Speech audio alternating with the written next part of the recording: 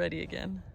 So what we had in the late 80s and early 90s was retail consolidation. So you're probably too young to remember that, but or weren't real attuned to what was going on economically in the country. Okay. But every time you picked up the store, the paper, ABC store bought XYZ store. Okay. And the purpose of that was retail consolidation, economy of scale. Okay. So can you give an example of like a company that bought companies and Yeah, like... I could, but I won't. Okay. Because I sell to all those companies. Okay, but I was just kind of like, but you know, but it takes very minimal research to see. But even like the phone companies, didn't they consolidate? Sure. Like there's not as many as there used to be or something like that, I think. Okay. Yeah, and okay. they're publicly, you know, they're a public utility. Right. You know, and now nobody even has a phone, so it really doesn't matter. Right. But what's happened is you've had a consolidation of retail, and we had to consolidate to match that. Okay. You have to be large enough to supply these what we call DCs, these distribution centers. Okay. So pick your large retailer, Costco or Kroger or Walmart. They've got DCs, they've got distribution centers. Okay. And they receive in truckloads of products, televisions to peaches, televisions to tomatoes, and then they break it down and ship it to the individual stores for what that store needs. Okay. And it's a very efficient distribution system. Yeah. You'll never, for instance, see a Walmart truck that isn't rolling full. Right. You know, they'll haul somebody's steel if they don't have a backhaul. Okay. They're a very efficient distribution system. So, but what's happened is small farms have and are being squeezed out because it's real hard for us small guys to compete with, and so I'm not cynical like this is some communist plot to eliminate small farms. It's just a reality that it's harder and harder to find a niche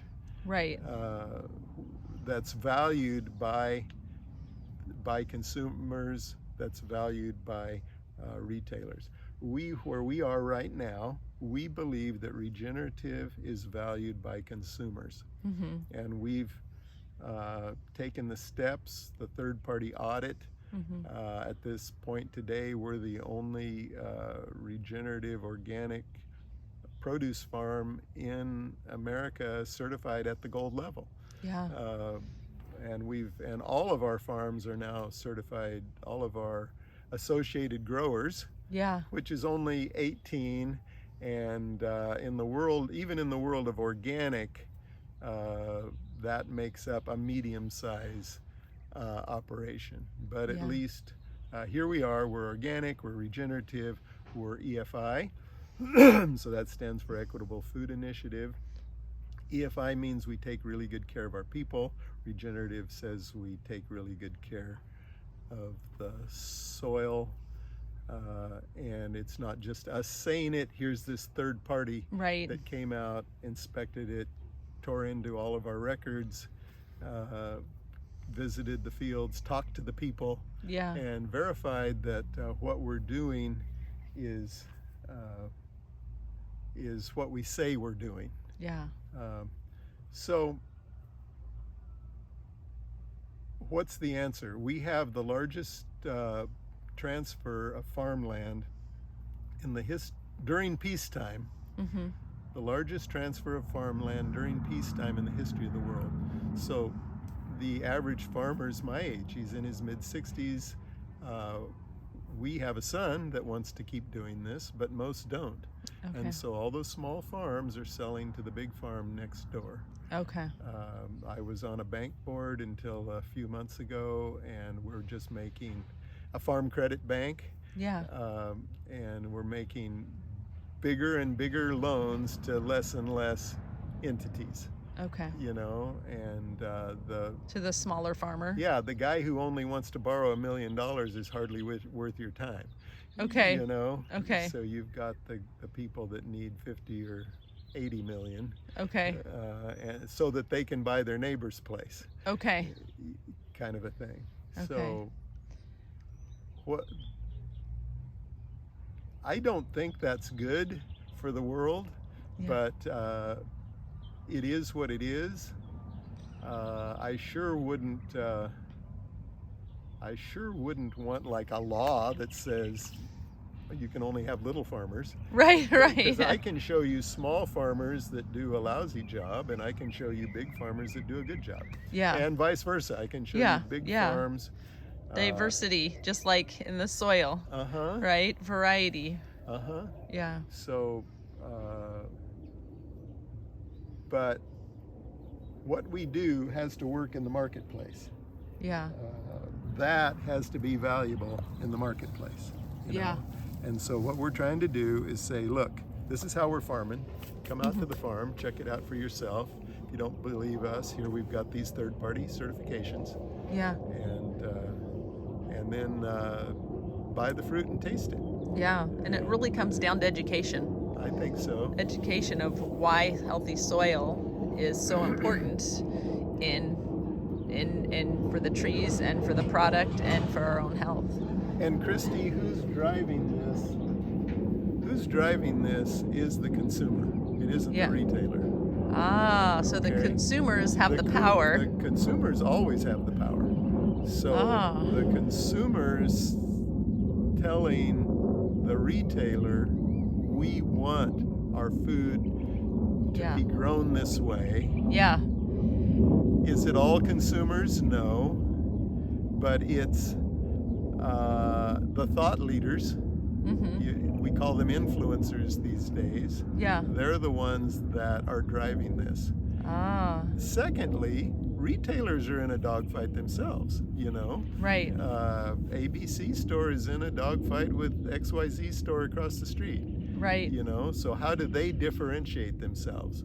Well, 5 years ago, they could differentiate themselves by offering organic. Right. But the educated consumer now knows that organic only means that we've removed the toxin from the food. Yeah, mostly. But that's what organic means. Yeah. It doesn't mean you're building the soil. It doesn't mean you're taking care of your people. It doesn't mean you're taking care of the animals. Right. So. And it doesn't mean there's more nutrients in that food. And it doesn't mean that either. Yeah. So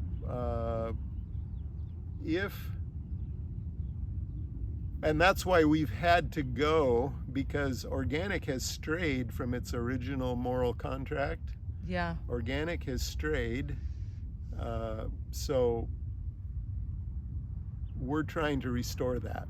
Yeah. We're trying to restore that, and the only way to do it is through these third-party certifications. Yeah. That cost money, that waste our time. But how are you in Glendora?